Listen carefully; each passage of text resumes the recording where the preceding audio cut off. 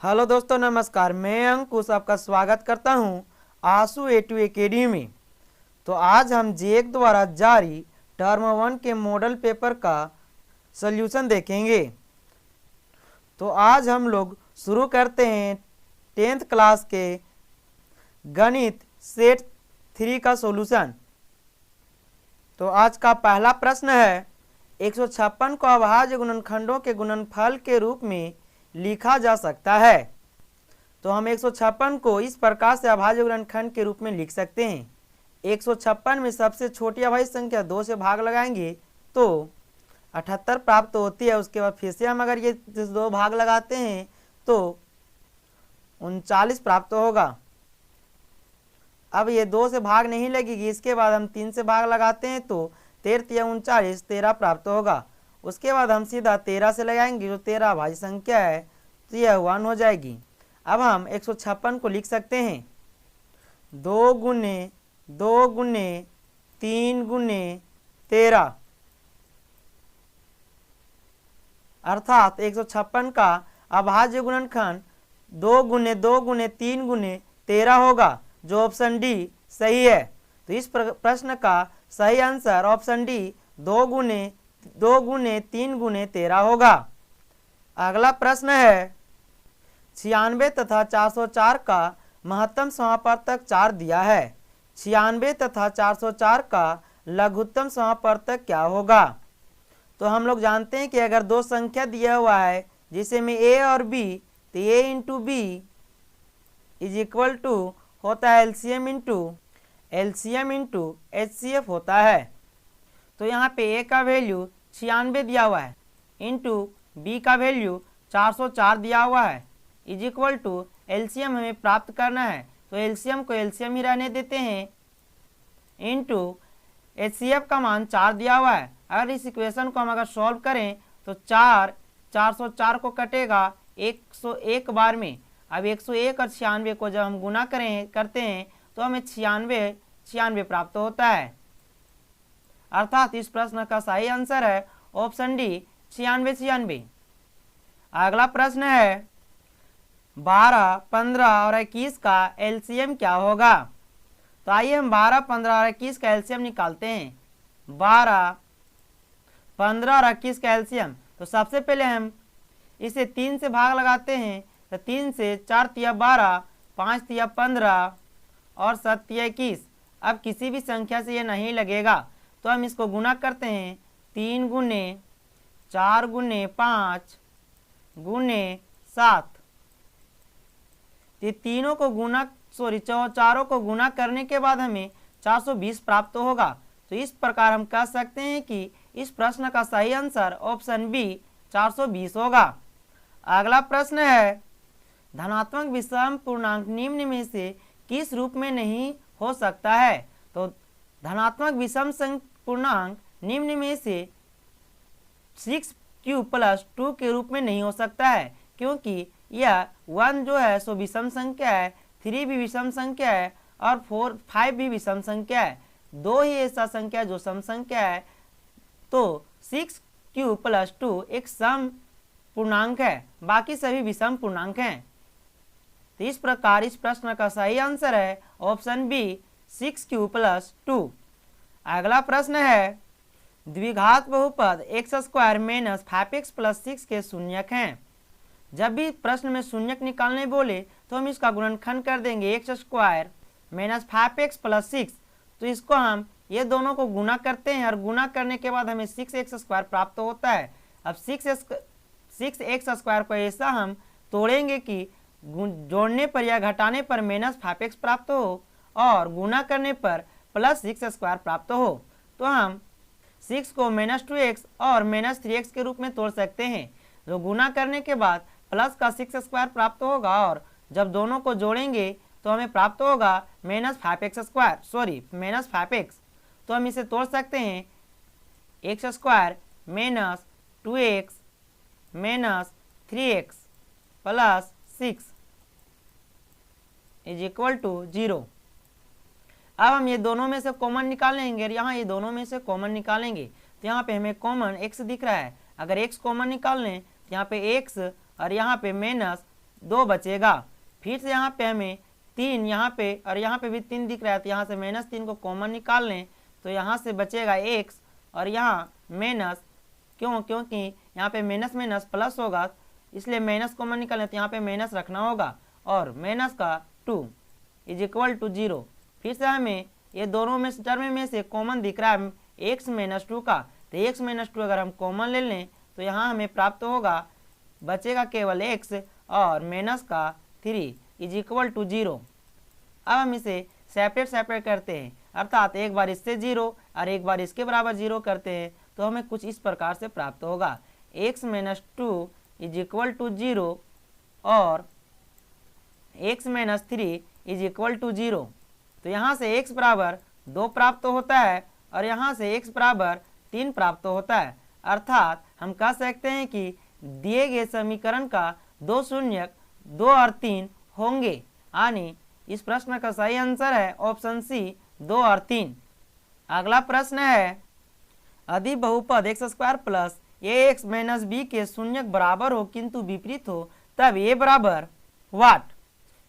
इस प्रश्न को हम ऑप्शन के माध्यम से बना सकते हैं, तो आइए ऑप्शन के माध्यम से बनाते हैं। तो अगर a बराबर अगर हम 0 रखते हैं तो हमें कुछ इस प्रकार से प्राप्त होगा, x² plus 0 into X minus b is equal to 0, क्योंकि शून्यक ज्ञात करना है और शून्यक बराबर है। तो यहाँ से x² और किसी भी संख्या को 0 साथ गुना करते हैं तो 0 प्राप्त होता है, तो plus 0 minus b is equal to 0। अब यहाँ से x² बराबर हमें प्राप्त होगा, अगर ये b माइनस में इधर है तो इक्वल को उधर जाकर प्लस में हो जाएगा, यानी कि b। अब x का वैल्यू यहाँ से प्राप्त होगा, x बराबर प्लस माइनस √b, अर्थात जो मेरा चाहिए था वो प्राप्त हो गया है। कि शून्यक बराबर हो, तो यहाँ पे देखिए शून्यक बराबर है √b और √b, और दोनों एक दूसरे के विपरीत हैं, यानी एक प्लस में है और एक माइनस में है। तो इस प्रकार से हम कह सकते हैं कि इस प्रश्न का सही आंसर होगा ऑप्शन डी 0। अगला प्रश्न है, किसी बहुपद px के लिए ग्राफ आकृति में दिया गया बहुपद के शून्यकों की संख्या क्या होगी। तो आपको पता दे कि हमको px निकालना है, अर्थात px अर्थात एक अक्ष को जितना बार ये रेखा काटेगी वही px का वैल्यू है। तो देखिए यहाँ पे एक बार कट कर यानी प्रतिच्छेद कर रही है और एक बार यहाँ पे प्रतिच्छेद कर रही है, यानी कि px का जो वैल्यू है वो 2 होगा, यानी इस प्रश्न का सही आंसर है ऑप्शन सी 2। अगला प्रश्न है, समीकरण युग्म a1x plus b1y plus c1 is equal to 0 तथा a2x plus b2y plus c2 is equal to 0 में यदि a1 by a2 does not equal to b1 by b2 हो तो समीकरण युग्म का जो हल प्राप्त होता है, अगर ये समीकरण ऐसा रहे यानी a1 by a2 does not equal to b1 by b2 रहता है तो वह रेखा एक दूसरे को प्रतिच्छेद करती है इस प्रकार से। और इस प्रकार में इस समीकरण का केवल एक ही हल होता है, यानी कि एक हल जिसका हो उसे अद्वितीय हल कहते हैं। तो इस प्रश्न का सही आंसर है ऑप्शन ए अद्वितीय हल होगा। अगला प्रश्न है, रेखाओं 2x plus 3y is equal to 5 और 4x plus 6y is equal to 15 के कितने हल होंगे। तो इस प्रकार में हम सबसे पहले a1 a2 और c1 ज्ञात करते हैं और b1 b2 ज्ञात करते हैं। तो a1 इज इक्वल टू 2 है और b1 इज इक्वल टू और c1 इज इक्वल टू 5 है। अब हम a1 a2 ज्ञात करते हैं, तो a2 बराबर 4 है और b2 बराबर 6 है तथा c2 बराबर 15 है। तो सबसे पहले हम इसका अनुपात ज्ञात करते हैं, a1 बाई a2 यानी कि 2/4 और b1 बाई b2 यानी 3/6 और c1 बाई c2 यानी कि 5/15। तो यहाँ से ये कट होगा, यानी कि 2 दूना 4 यानी 1/2 और यहाँ से भी 3 दूना 6 होता है, तो 1/2 बटे 2 और ये कट होगा 5 या 15 यानी 1/3। तो यहाँ से ये दो A1/A2 तथा B1/B2 का अनुपात समान आया, बट लेकिन इसका अनुपात बराबर नहीं आया, यानी कि A1/A2 बराबर B1/B2 है लेकिन does not equal to C1/C2 है। तो इस स्थिति में समीकरण का जो हल प्राप्त होगा वो समांतर होगा और समांतर में कोई हल नहीं प्राप्त होता है। तो इस प्रकार से इस प्रश्न का सही आंसर है ऑप्शन सी, कोई हल नहीं होगा।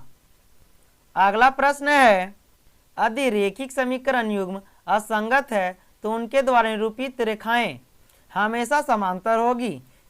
असंगत कहने का अर्थ होता है जिसका कोई हल नहीं हो। तो एक ही समीकरण में कोई हल नहीं होता है, जब हमारा रेखा जो होता है वो समांतर होगी तो ही कोई हल नहीं होता है, और जब कोई हल नहीं होता है तो वह रेखा असंगत होती है। तो इस प्रकार से इस प्रश्न का सही आंसर है ऑप्शन ए, समांतर होगी।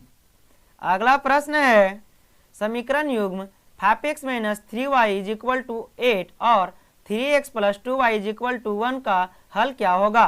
तो आइए हम विलोपन विधि से सॉल्व करते हैं। क्योंकि हमें इसमें कोई विधि नहीं लिखा है तो हम आसान पड़ता है विलोपन विधि, तो हम विलोपन विधि से ही समीकरण को सॉल्व करेंगे। तो यहाँ पे देखिए साइन प्लस और माइनस है, जब अपोजिट साइन हो तो हम ये दोनों को बराबर करने की कोशिश करते हैं। तो इसे बराबर करने के लिए हमें 2 से गुना करना होगा और ये समीकरण को 3 से गुना करेंगे तो दोनों का समीकरण बराबर हो जाएगा और ये प्लस माइनस कट हो जाएगा और यहाँ पे 5 दूना 10 और 3 तिया 9 यानी कि 19x प्राप्त होगा। इसी प्रकार यहाँ पे 8 दूना 16 और 3 तिया 9 यानी कि दोनों को ऐड करेंगे तो हमें 19 प्राप्त होगा और यहाँ से 19 को हम काट सकते हैं और x बराबर हमें 1 प्राप्त हुआ। अब जो x का वैल्यू है वो समीकरण 1, इसे हम समीकरण 1 मान लेते हैं और समीकरण इसे 2 मान लेते हैं। तो समीकरण 1 और या फिर 2 में बैठाने पर जो भी y का मान होगा उसे हम लिखेंगे। तो समीकरण 1 में अगर हम x का मान पुट करते हैं तो हमें कुछ इस प्रकार से प्राप्त होगा।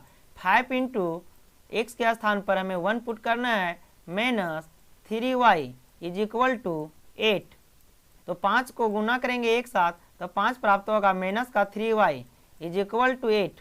अब ये 5 जो है इधर प्लस में हो तो जाकर माइनस में हो जाएगा, अर्थात 3y = 3। 8 में 5 घटाएंगे तो 3 प्राप्त होगा। ये 3 से 3 कैंसल, आने की y बराबर जो हमें वैल्यू आया वह -1 है, अर्थात जो x का वैल्यू 1 है और y का वैल्यू -1 है। इस प्रकार इस प्रश्न का सही आंसर है ऑप्शन ए, x बराबर 1 और y बराबर -1। अगला प्रश्न है, रेखिक समीकरण युग्म किसका कोई हल नहीं होता कहलाता है। तो जिस रेखिक समीकरण युग्म का कोई हल नहीं होता है वह असंगत कहलाता है। अगला प्रश्न है, समीकरण युग्म x + y = 7 और x - y = 1 का हल है। तो हम सबसे पहले इसे समीकरण 1 और इसे समीकरण 2 मान लेते हैं। अब इसको दोनों को हम सॉल्व करते हैं विलोपन विधि से। तो x + y = 7 और x - y = 1 है। तो हम ये दोनों को देखिए यहाँ पे सिंपली प्लस और माइनस में दिख रहा है तथा इसका कोफिशिएंट भी सेम है, तो इसे हम ऐड करके इसे हम काट सकते हैं, प्लस माइनस कट जाएगा और यहाँ से प्राप्त होगा 2x = और ये दोनों को जोड़ेंगे तो 7 और 1 8 प्राप्त होगा। अब यहाँ से काट सकते हैं, 2 चौके 8 होगा, तो x का वैल्यू जो प्राप्त हुआ वो 4 प्राप्त हुआ। अब जो x का वैल्यू प्राप्त हो यहाँ पे हम समीकरण 1 या फिर समीकरण 2 में बैठा सकते हैं। तो समीकरण 1 में पुट करते हैं x का वैल्यू तो हमें कुछ इस प्रकार से प्राप्त होगा, 4 + y = 7। ये 4 इधर प्लस में उधर जाकर हो जाएगा माइनस में, तो y बराबर 7 - 4 होगा और यहाँ से फिर से y बराबर प्राप्त हो जाएगा, 7 - 4 करेंगे तो 3 प्राप्त होगा, अर्थात जो समीकरण का मान प्राप्त हुआ वह x बराबर 4 और y बराबर 3 प्राप्त हुआ। तो इस प्रकार इस प्रश्न का सही आंसर है ऑप्शन सी, 4 और 3। अगला प्रश्न है, निम्नलिखित में कौन अद्वितीय समीकरण है। निम्नलिखित में कौन द्विघात समीकरण है? तो निम्नलिखित में द्विघात समीकरण ऑप्शन ए होगा, क्योंकि द्विघात समीकरण उस समीकरण को कहते हैं जिसमें अधिकतम पावर x का 2 होना चाहिए, उसी को हम द्विघात समीकरण कहते हैं। तो यहाँ पे देखिए x स्क्वायर को x प्लस 1 का होल स्क्वायर तोड़ेंगे तो हमें x स्क्वायर प्राप्त होगा, यानी कि x का अधिकतम पावर x स्क्वायर आएगा। लेकिन यहाँ पे x का अधिकतम पावर x के पावर 3 प्राप्त हो जाएगा, और ऑप्शन सी में x स्क्वायर इधर प्राप्त होगा और x स्क्वायर इधर प्राप्त होगा, तो दोनों को काट देंगे तो हमें x का जो पावर प्राप्त होगा वह 1 प्राप्त होगा। अर्थात इस प्रश्न का सही आंसर है ऑप्शन ए। अगला प्रश्न है, अधिद्विघात समीकरण 3x square plus kx minus 4 बराबर 0 का एक मूल 4 है तो k का मान ज्ञात करें। मूल कहने का अर्थ होता है कि अगर इस समीकरण में जो मूल का वैल्यू प्राप्त है वो अगर बैठाएं तो जो समीकरण का मान प्राप्त होगा वह 0 प्राप्त होगा, अर्थात ये 0 के बराबर आएगा। तो हम x के स्थान पर हम 4 बैठाते हैं तो इस प्रकार से प्राप्त होगा 3 गुने 4 का power 2 plus k into 4 minus 4 is equal to 0। अब 4 का स्क्वायर 3 गुने 4 का स्क्वायर 16 प्लस 4k, ये बराबर को उधर जाएगा चला जाएगा तो प्लस का 4 हो जाएगा। अब यहाँ पे गुना करें तो 48 प्राप्त होगा plus 4k is equal to 4। अभी इधर प्लस में उधर जाकर माइनस में हो जाएगा तो 4k is equal to 4 minus 48 प्राप्त होगा। अब अगर 4k इज इक्वल टू अगर 4 में माइनस 48 करते हैं तो हमें प्राप्त होगा माइनस का 44। यहाँ से अगर इसको हम काटते हैं तो 11 4 जा 44 होगा, यानी कि 11 चौक 44 कट जाएगा। तो यहाँ से जो k का वैल्यू प्राप्त हुआ वह माइनस का 11 प्राप्त हुआ। तो इस प्रकार हम कह सकते हैं कि इस प्रश्न का सही आंसर है ऑप्शन ए -11। अगला प्रश्न है, वह द्विघात समीकरण जिसके मूल 2 और -2 हो निम्नलिखित में से हैं। तो मान लेते हैं कि समीकरण x माइनस, सबसे पहले माइनस को लेंगे यानी x minus 2 into x plus 2, एक बार ये माइनस को लिए x के साथ एक बार प्लस 2 लें, ये दोनों को गुना करेंगे इज इक्वल टू 0। तो ये दोनों को अगर हम गुना करते हैं तो हमें कुछ इस प्रकार से प्राप्त होगा, यानी कि ये फार्मूला में सेटअप है x माइनस 2 एक बार प्लस में है एक बार माइनस में है, तो हम लिख सकते हैं x का पावर 2 माइनस 2 का power 2 is equal to 0। So x का स्क्वायर और 2 का स्क्वायर होता है 4 यानी x square minus 4 is equal to 0। ये समीकरण प्राप्त हुआ, इसी का 2 मूल 2 और -2 होगा, यानी इस प्रश्न का सही answer option B x square minus 4 is equal to 0 है। अगला प्रश्न है, द्विघात समीकरण 4x square plus 4x plus 1 is equal to 0 के मूलों की प्रकृति क्या होगी। अर्थात मूल का प्रकृति ज्ञात करना है, कहने का मतलब हमें d ज्ञात करना है। तो हम d निकालते हैं, तो d निकालने के लिए सबसे पहले हमें a की आवश्यकता होगी। तो a बराबर 4 और b बराबर भी 4 है और c बराबर 1 है, तो हम c बराबर लिख लेते हैं। अब हम लोग जानते हैं कि d बराबर होता है minus B square B square minus 4ac। तो अब यहाँ पे इस समीकरण में हम अगर पुट करते हैं मान, तो b का मान है 4 यानी कि 4 का स्क्वायर 16 माइनस 4 गुने 4 गुने 1 यानी 4 गुने 4 करेंगे तो हमें 16 प्राप्त होगा, और 16 में 16 को घटाएंगे तो 0 प्राप्त होता है, यानी कि जो d का वैल्यू आ गया वो 0 के बराबर आ गया। और हम लोग जानते हैं कि अगर d का जो वैल्यू है 0 के बराबर आ जाए तो जो मूल का अस्तित्व होगा वो वास्तविक और 2 बराबर संख्याएं आएंगी। तो यानी कि इस प्रश्न का सही आंसर है ऑप्शन बी वास्तविक और बराबर। अगला प्रश्न है, द्विघात समीकरण 2x square minus 4x plus 3 is equal to 0 का विविध कर ज्ञात करें। अर्थात हमें d ज्ञात करना है, तो अभी बताएं कि d बराबर होता है b स्क्वायर माइनस 4ac। तो यहाँ से हम b बराबर बोल सकते हैं b जो x स्क्वायर का x का कोफिशिएंट होता है उसे b बोलते हैं, तो b का वैल्यू -4 है, यानी -4 का स्क्वायर -4 और ये का वैल्यू 2 है तथा सी का वैल्यू 3 है। अब हम लोग जानते हैं कि अगर 4 का स्क्वायर करें माइनस का स्क्वायर करें तो प्लस हो जाता है। 4 का स्क्वायर 16 माइनस 4 दूना 8, 8 3 24। अब अगर हम 16 में 24 को घटाते हैं तो हमें माइनस का 8 प्राप्त होगा, अर्थात इस प्रश्न का सही आंसर ऑप्शन डी -8 होगा। अगला प्रश्न है द्विघात समीकरण ax² plus 4x plus 1 is equal to 0 के समान मूल है तो a का वैल्यू ज्ञात करें। समान मूल कहने का अर्थ होता है कि d बराबर 0 जब प्राप्त होता है तभी समीकरण का जो मूल होता है वह समान होता है। तो d बराबर हम लोग जानते हैं कि b² माइनस 4ac होता है, तो b² minus 4ac is equal to 0। अब यहाँ से b का मान -4 है तो -4 को बैठाते हैं तो -4 का स्क्वायर -4 a का वैल्यू a दिया हुआ है तथा c का वैल्यू 1 दिया हुआ है इज इक्वल टू 0। अब यहाँ पे -4 का स्क्वायर करें तो 16 माइनस 4 को 1 से गुना करेंगे 4 और ये से गुना करेंगे तो 4 ये होगा इज इक्वल टू 0। अब देखिए ये माइनस में था जाकर हो जाएगा प्लस में, तो 16 इज इक्वल टू 4a। अब इसको अगर कट करें तो 4 चौक 16 होता है, तो 4 से एक बार में ये कट जाएगा तो हमें प्राप्त होगा a बराबर 4। तो इस प्रश्न का सही आंसर है ऑप्शन डी 4। अगला प्रश्न है द्विघात समीकरण x² माइनस 3x प्लस 2 बराबर 0 का मूल क्या होगा। तो आइए इसे हम बनाते हैं। सबसे पहले गुणनखंड भी दोबारा बना लेते हैं। अगर गुणनखंड से नहीं टूटता है तो हम लोग द्विघात सूत्र लगाते हैं, लेकिन यहाँ पे देखिए टूट जाएगा। गुना करने के से हमें 2x² लाना है, जोड़ने के बाद हमें माइनस का 3x लाना है, तो हम इसको तोड़ते हैं।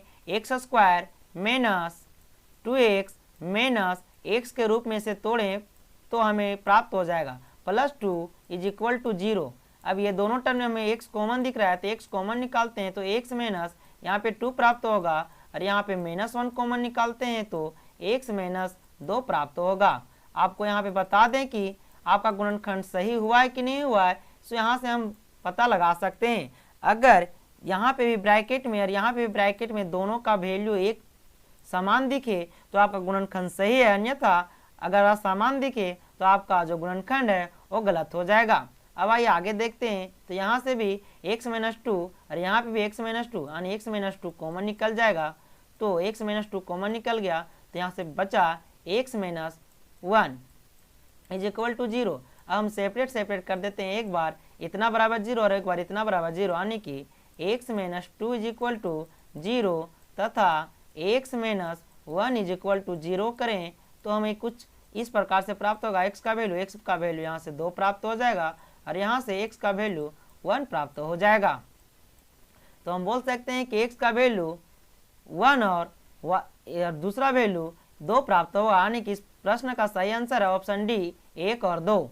अगला प्रश्न है AP 3/2 1/2 -1/2 -3/2 के लिए क्रमशः प्रथम पद a और सार्वंतर d ज्ञात करें। तो प्रथम पद a का वैल्यू हो जाएगा 3/2, जो सबसे शुरुआत होता है उसी को हम लोग प्रथम पद कहते हैं, और d बराबर हम लोग फार्मूला जानते हैं a2 माइनस a1। a2 कहने का अर्थ दूसरा पद माइनस पहला पद, तो दूसरा पद यहाँ पे 1/2 है माइनस 3/2, तो ये दोनों को घटाएंगे तो हमें 2 का एलसीएम आएगा, तो 2 का एलसीएम लेंगे तो 1 हो जाएगा और यहाँ से -3 हो जाएगा, अर्थात जो घटाएंगे तब 1 में 3 को घटाएंगे तो -2 प्राप्त होगा बटा -2, तो 2 से 2 कैंसल, आने के हमें प्राप्त होगा d बराबर -1, अर्थात ऑप्शन सी सही है। a का वैल्यू 3/2 और d का वैल्यू -1 होगा। अगला प्रश्न है AP 1074 का 30वां पद है। तो यहाँ से हम सबसे पहले a निकाल लेते हैं, तो a बराबर 10 दिया हुआ है और d बराबर 7 माइनस 10 इज इक्वल टू -3 दिया हुआ है, और जिसके साथ वहाँ लगा रहता है वो n का वैल्यू होता है, तो n बराबर हमें 30 प्राप्त है। तो हमें निकालना है 30वां पद, तो 30वां पद के लिए यानी कि A13 के लिए हम बोल सकते हैं a प्लस 29D, अर्थात ए का वैल्यू दिया हुआ है 10 प्लस 29 इंटू -3। जब ये दोनों को गुना करेंगे तो -87 प्राप्त होगा और इसको जब सब्ट्रैक्ट करेंगे तो -77 प्राप्त होगा। यानी इस प्रश्न का सही आंसर है -77। अगला प्रश्न है AP 5, 7, 9, 11 का कौन सा पद 27 होगा। अर्थात यहाँ पे A बराबर दिया हुआ है 5, D बराबर दिया हुआ है 2 और AN बराबर 27 दिया हुआ है। तो हम फार्मूला लगा जानते हैं AN बराबर हो A plus n-1 into D. अब यहाँ पे AN का वैल्यू दिया हुआ है 27 और A का वैल्यू दिया हुआ है 5, n-1 इसी प्रकार रहेगा और D का वैल्यू दिया है 2। तो सबसे पहले इधर जगह सब्ट्रैक्ट होगा तो 27 में 5 घटाएंगे तो हमें 22 प्राप्त होगा और 22 बराबर n-1 इंटू 2। अगर हम 2 को 22 से काटते तो 11 बार ने 1 कट जाएगा और 11, तो 11 बराबर n-1 प्राप्त होगा और ये माइनस उधर जाकर प्लस में हो जाएगा तो n बराबर हमें 12 प्राप्त हो जाएगा। यानी कि 12वां पद जो होगा वो 27 होगा। अर्थात इस प्रश्न का सही आंसर है ऑप्शन ए 12वां। अगला प्रश्न है 8, 3, -2 के प्रथम 22 पदों का योगफल ज्ञात करना यानी कि एसन ज्ञात करना है। तो सबसे पहले हम ए ज्ञात करते थे। ए बराबर 8 दिया हुआ है और डी बराबर -5 दिया हुआ है और n बराबर 22 दिया हुआ है। तो हम फार्मूला लगाते हैं एसन का n/2 into 2a plus n-1 into D. तो हम s 22 बराबर ज्ञात करना था। n का वैल्यू 22 दिया हुआ तो 22 पुट करें 22/2 2 इंटू 8 प्लस 22-1 इंटू -5। अब इसे सोल्व करते तो ये कट जाएगा 11 बार में। तो हमें कुछ इस प्रकार से प्राप्त होगा यानी कि 11 इसको गुना कर देता 8 दूनी 16 प्लस 21 गुने -5 आएगा। अब हम 11 इंटू 16 प्लस माइनस हो जाएगा और 21 बचे 105 होगा। अब 11 इंटू ये दोनों को सब्ट्रैक्ट करेंगे तो -89 प्राप्त होगा और ये दोनों को गुना करें तो माइनस का 979 प्राप्त होगा। तो इस प्रकार इस प्रश्न का सही आंसर है ऑप्शन डी -979। अगला प्रश्न है समान भुजाएं वाले सभी बहुभुज समरूप होते हैं यदि उनके संगत भुजाएं समानुपाती हो तो। इस प्रकार इस प्रश्न का सही आंसर है ऑप्शन ए समानुपाती होते हैं तो समान भुजाएं वाले सभी बहुभुज समरूप होंगे। अगला प्रश्न है आकृति में यदि AD बराबर 1 यानी कि AD बराबर 1, DB बराबर 1.5 और AE बराबर 2 तथा EC बराबर 4 दिया रहे तो हमें ज्ञात करना है कि निम्न में से कौन सा कथन सत्य है। AE पैरेलल BC होगा या AE बराबर BC होगा या फिर AE परपेंडिकुलर BC होगा। इनमें से कोई नहीं होगा। तो सबसे पहले इसका अनुपात ज्ञात करते हैं। तो ये 1/1.5 और यहाँ पे 2/4 तो ये कट जाएगा। तो ये कटने के बाद 1/2 आएगा जो दोनों का अनुपात बराबर नहीं आया। जब बराबर अनुपात बना तो ये दोनों को हम AE पैरेलल BC नहीं बोल सकते हैं क्योंकि ये थेल्स परिमेय को फॉलो नहीं किया है यानी कि थेल्स परिमेय के आधारित अनुसार नहीं आया है। तो हम इस प्रकार ये तो ऑप्शन नहीं हो सकता है। और यहाँ पे DE बराबर BC कभी हो ही नहीं सकता।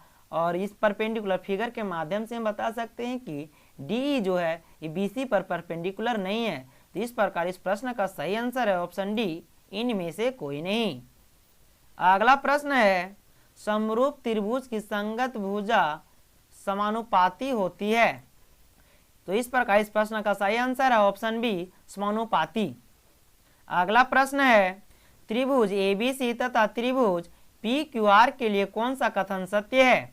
तो देखते हैं इस त्रिभुज में ये छोटा ने 3.8 का इसके साथ दोनों का अनुपात निकालें तो हमें 1 अनुपात यानी कि दोनों काटें तो 1/2 में कट जाएगा। 1 अनुपात 2 में कट गया। इसी पर तो यहाँ से बोल सकते हैं कि जो AB है वो किसके बराबर है, ए बी के संगत में आ गया आर क्यू। इसी प्रकार अगर हम तो बोल सकते हैं कि त्रिभुज ए बी सी समरूप है त्रिभुज आर क्यू, और जो अंतिम में बच गया आर क्यू पी, जो मेरा ऑप्शन नंबर बी सही है। त्रिभुज एबीसी समरूप है त्रिभुज आर क्यू पी। तो इस प्रकार इस प्रश्न का सही आंसर है ऑप्शन बी। अगला प्रश्न है, मान लीजिए त्रिभुज एबीसी समरूप त्रिभुज डीईएफ है, तो इनके क्षेत्रफल क्रमशः 64 सेंटीमीटर स्क्वायर और 121 सेंटीमीटर स्क्वायर हैं। यदि ई एफ बराबर 15.4 सेंटीमीटर है तो बी सी ज्ञात करें। तो सबसे पहले हम इसे फिगर के माध्यम से समझते हैं। दो त्रिभुज छापते हैं, ये पहला त्रिभुज और ये दूसरा त्रिभुज। एक हम इसका नाम देते हैं ए बी सी, इसी प्रकार इस त्रिभुज का नाम देते हैं डी ई एफ। तो आपको बता दें कि एक परिमेय था कि अगर दो त्रिभुज का क्षेत्रफल का अनुपात अर्थात एरिया ऑफ त्रिभुज ए बी सी बटा एरिया ऑफ त्रिभुज डी ई एफ बराबर होगा किसी एक भुजा के अनुपात के बराबर। तो हम यहाँ पे अनुपात लेते हैं, त्रिभुज ए बी सी का अनुपात लेते हैं बी सी भुजा इज इक्वल टू इसका अनुपात लेते हैं ई एफ इसका स्क्वायर। तो यहाँ पे हमें पता है त्रिभुज ए बी सी का एरिया दिया हुआ है 64 सेंटीमीटर स्क्वायर। इसी प्रकार त्रिभुज डी ई एफ का एरिया दिया हुआ है 121। तो हम यहाँ पुट करते हैं और यहाँ पे हम बी सी का स्क्वायर और ई एफ का वैल्यू दिया हुआ है 15.4 का होल स्क्वायर। अब ये स्क्वायर से जाकर रूट में हो जाएगा। अब हम लोग जानते हैं कि 64 का रूट निकलता है 8 और 121 का रूट आएगा 11 is equal to B C बटा 15.4। भागा करेंगे तो हमें बी सी बराबर प्राप्त हो जाएगा B C is equal to 11.2 centimetre. अर्थात इस प्रश्न का सही आंसर है ऑप्शन ए 11.2। अगला प्रश्न है, एक समबाहु त्रिभुज की भुजा 20 सेंटीमीटर तो उसके शीर्ष लंब की लंबाई ज्ञात करें। यह रहा त्रिभुज समबाहु त्रिभुज है, तो ये भी A20 तो ये भी 20 होगा।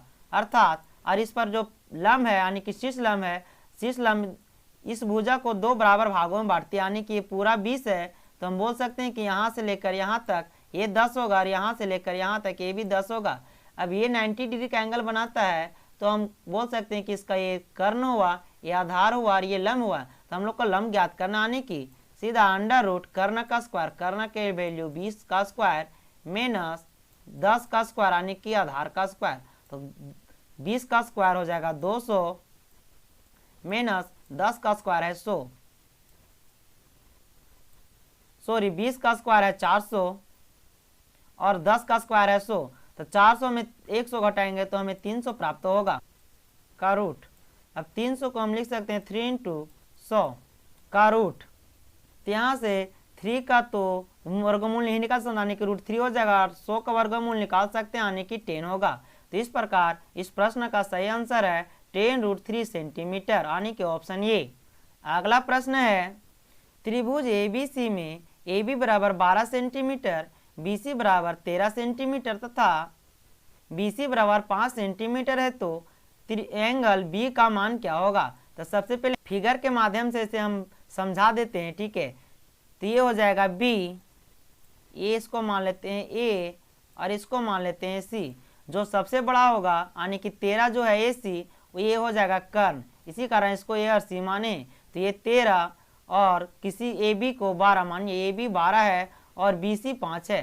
तो आपको बता दें कि अगर कर्ण का स्क्वायर लंब के स्क्वायर प्लस आधार के स्क्वायर के बराबर आ जाए तो ये बोल सकते हैं कि पाइथागोरस प्रमेय को फॉलो करता है। अर्थात ये त्रिभुज जो होगा वो समकोण त्रिभुज होगा और समकोण त्रिभुज का एंगल बी जो होगा वो 90 डिग्री होगा। तो हम ज्ञात करते हैं 13 का स्क्वायर इज इक्वल टू 12 का स्क्वायर प्लस 3 का स्क्वायर। तो हम लोग जानते हैं कि 13 का स्क्वायर 169 होता है और 12 का स्क्वायर 144 होगा प्लस 300 ये 5 का स्क्वायर होगा, 12 का स्क्वायर प्लस 5 का स्क्वायर। तो यहाँ पे हो जाएगा 13 का स्क्वायर 169 और 12 का स्क्वायर 144 प्लस 5 का स्क्वायर 25। तो अब हम लोग इसको दोनों को ऐड करते हैं, तो ऐड करने के बाद 169 प्राप्त हो रहा है, जो एक 13 का स्क्वायर भी 169 होता है। तो हम बोल सकते हैं दोनों का मान अगर बराबर आ गया तो ये पाइथागोरस परिमेय को फॉलो करता है। और पाइथागोरस परिमेय को फॉलो करता है तो जस्ट कर्ण के जो सामने वाला कोण होता है वह समकोण होता है, यानी कि angle B is equal to 90 degree होगा। अगला प्रश्न है, वृत्त के दो बिंदुओं पर प्रतिच्छेद करने वाली रेखा को क्या कहते हैं? तो वृत्त के अगर दो बिंदुओं पर प्रतिच्छेद करने वाली रेखा को छेदक रेखा कहते हैं। अगला प्रश्न है, 10 सेंटीमीटर त्रिज्या के वृत्त के दो समांतर स्पर्श रेखा के बीच की दूरी क्या है? तो आपको फिगर के माध्यम से बता देते हैं कि ये रहा वृत्त, ये वृत्त पर दो स्पर्श रेखा खींचते हैं कुछ इस प्रकार से। तो यहाँ से देखिए स्पर्श रेखा से ये होता है त्रिज्या, तो त्रिज्या की लंबाई दिया हुआ 10 सेंटीमीटर और इधर से भी ये होता है त्रिज्या, यानी कि इसका ये व्यास बन गया, यानी त्रिज्या और ये त्रिज्या यानी कि दो त्रिज्या मिलकर व्यास का निर्माण करते हैं। तो ये 10 ये भी 10, तो ये इसका लंबाई पूरा यहाँ से लेकर यानी दो स्पर्श रेखाओं के बीच की लंबाई कितनी हो गई, दूरी कितनी हो गई? तो 10 + 10 यानी कि 20 सेंटीमीटर हो गया। अर्थात इस प्रश्न का जो सही आंसर है ऑप्शन बी 20 सेंटीमीटर होगा। अगला प्रश्न है, यदि एक बिंदु P से O केंद्र वाले किसी वृत्त पर PA PB स्पर्श रेखा परस्पर 80 डिग्री के कोण पर झुकी हुई है तो एंगल POA बराबर होगा। जिसको हम फिगर के माध्यम से समझते हैं, ये रहा वृत्त और ये रहा बिंदु P जिससे स्पर्श रेखा A और B खींची गई है, AB और ये बिंदु O रहा। तो दिया हुआ है मान कि परस्पर 80 डिग्री पर झुके, यानी कि ये दोनों जो है 80 डिग्री पर झुके हुए हैं, तो ये दोनों 80 डिग्री यानी कि ये 80 डिग्री, तो हम बोल सकते हैं ये केवल यहाँ से लेकर यहाँ तक ये 40 डिग्री हो जाएगा और ये 40 हो गया और ये भी 40 हो जाएगा। और हम लोग को पता है कि त्रिज्या स्पर्श रेखा पर लंब डालती है, यानी लंब कहने का अर्थ ये 90 डिग्री का एंगल बनाती है।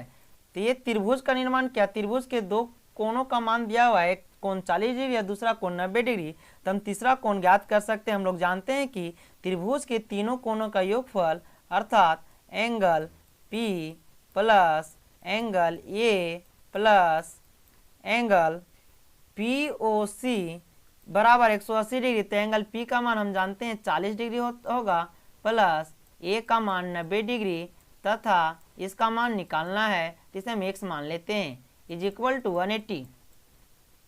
अब देखिए ये दोनों को ऐड करेंगे तो 130 डिग्री प्राप्त होगा प्लस x जो हमें फाइंड करना है इज इक्वल टू 180। जैसे में 180 में 130 को हम माइनस करेंगे तो हमें x बराबर प्राप्त होगा 50 डिग्री, यानी कि इस प्रश्न का सही आंसर है ऑप्शन ए 50 डिग्री। अगला प्रश्न है, किसी वृत्त के एक दिए गए बिंदु पर कितनी स्पर्श रेखा खींची जा सकती है? क्वेश्चन को ध्यान से पढ़िएगा कि किसी वृत्त के एक दिए बिंदु पर, अगर एक दिए नहीं रहता बिंदु तो हम अनेक स्पर्श रेखा खींच सकते थे, लेकिन यहाँ पे क्वेश्चन में बोल दिया है कि किसी वृत्त के एक दिए गए बिंदु पर, तो एक दिए गए बिंदु पर हम लोग केवल एक ही स्पर्श रेखा खींच सकते हैं। अगला प्रश्न है, 90 डिग्री केंद्रीय कोण और 8 त्रिज्या वाले त्रिज्या खंड का क्षेत्रफल ज्ञात करें। तो हम लोग त्रिज्या खंड बराबर जानते हैं फार्मूला की थीटा बटे 360 इंटू पाई आर स्क्वायर होता है। तो थीटा का मान यहाँ पे दिया हुआ है और आर का मान तो आर ही दिया हुआ है, तो थीटा का वैल्यू 90 डिग्री हम बैठाते हैं और ये 360 बटा में रहेगा into pi R square. R का वैल्यू तो आर ही दिया हुआ है तो पाई आर स्क्वायर हो जाएगा, ये कटेगा 4 बार में, यानी कि जो इसका वैल्यू आ गया वो आ गया पाई आर स्क्वायर बटा में 4, यानी कि इस प्रश्न का सही आंसर है option B pi R square by 4। अगला प्रश्न है, वृत्त की त्रिज्या का मान 7 सेंटीमीटर हो तो सबसे बड़ी जीवा का मान क्या होगा? तो ये रहा वृत्त की सबसे बड़ी जीवा। कहने का अर्थ होता है कि वृत्त की सबसे बड़ी जीवा कौन होता है? तो वृत्त की सबसे बड़ी जीवा व्यास को कहते हैं, क्योंकि व्यास से बड़ा वृत्त में कोई जीवा खींची नहीं जा सकती है। तो ये रहा वृत्त का सबसे बड़ी जीवा यानी कि व्यास। तो हमें प्रश्न में बताया जाए कि त्रिज्या यानी कि यहाँ से लेकर केंद्र से लेकर यहाँ तक की लंबाई 7 सेंटीमीटर है, और इधर से भी ये भी त्रिज्या हो जाएगा यानी कि ये भी 7 सेंटीमीटर है। या फिर हम जानते हैं कि डी निकालने का फॉर्मूला होता है 2 इंटू आर। तो आर बराबर दिया हुआ है 7, 2 गुने 7 करेंगे तो डी बराबर हमें प्राप्त होगा 14 सेंटीमीटर। यानी इस प्रश्न का सही आंसर है ऑप्शन डी 14 सेंटीमीटर। अगला प्रश्न है 14 सेंटीमीटर त्रिज्या वाले वृत्त के उस चाप की लंबाई क्या होगी जो केंद्र पर 90 डिग्री कोण अंतरित करती है? तो हम लोग जानते हैं कि चाप की लंबाई का फॉर्मूला होता है थीटा बटे 360 इंटू 2 पाई आर। तो थीटा का मान दिया हुआ है 90 डिग्री बटे 360 डिग्री इंटू 2 पाई का वैल्यू बैठाएंगे हम 22/7 इंटू आर का वैल्यू दिया हुआ है 14 सेंटीमीटर। तो ये कटेगा 7 दूना 14 और यहाँ से कटेगा तो ये 4 बार ने कटेगा तो ये 2 दूना 4 और 2 से कटेगा ये 2, यानी कि यहाँ पे आंसर केवल और केवल 22 बच गया, यानी कि इसका सही आंसर है ऑप्शन सी 22 सेंटीमीटर। अगला प्रश्न है 10 सेंटीमीटर त्रिज्या वाले एक वृत्त की कोई जीवा केंद्र पर समकोण अंतरित करती है, तो संगत दीर्घ त्रिज्या खंड क्षेत्रफल ज्ञात कीजिए। तो हमें पूछा जा रहा है दीर्घ त्रिज्या खंड का क्षेत्रफल, और हमें त्रिज्या मान पता है तो हम इसको जानते हैं फॉर्मूला। दीर्घ त्रिज्या खंड बराबर होता है 360 डिग्री माइनस थीटा बटे 360 गुने पाई आर स्क्वायर। तो 360 माइनस थीटा का मान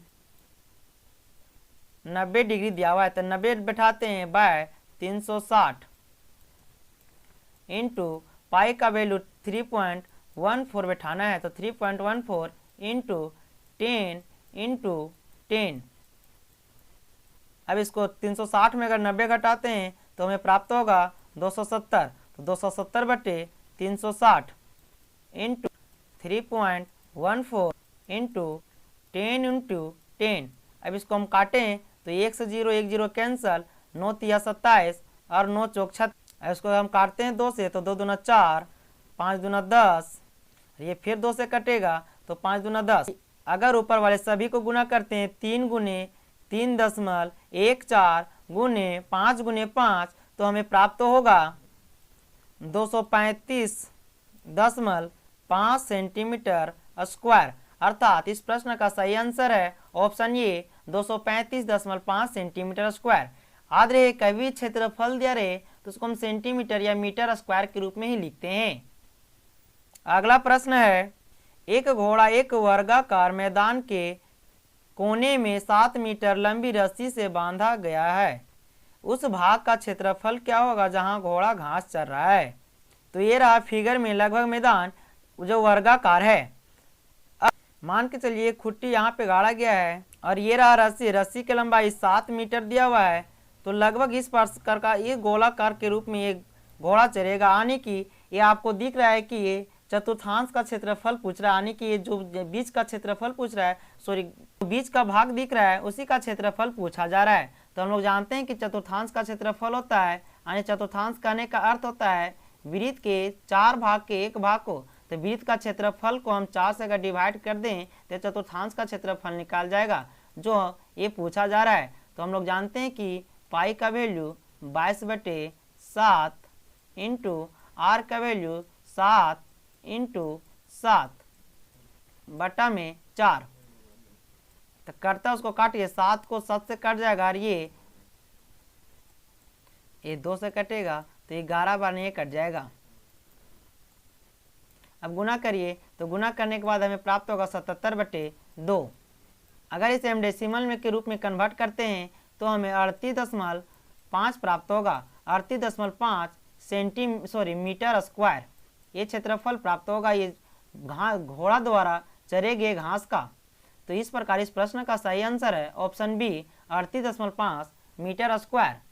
तो आज का वीडियो यहीं पे समाप्त होता है। तो मिलते हैं अगले वीडियो में नेक्स्ट सेट के साथ।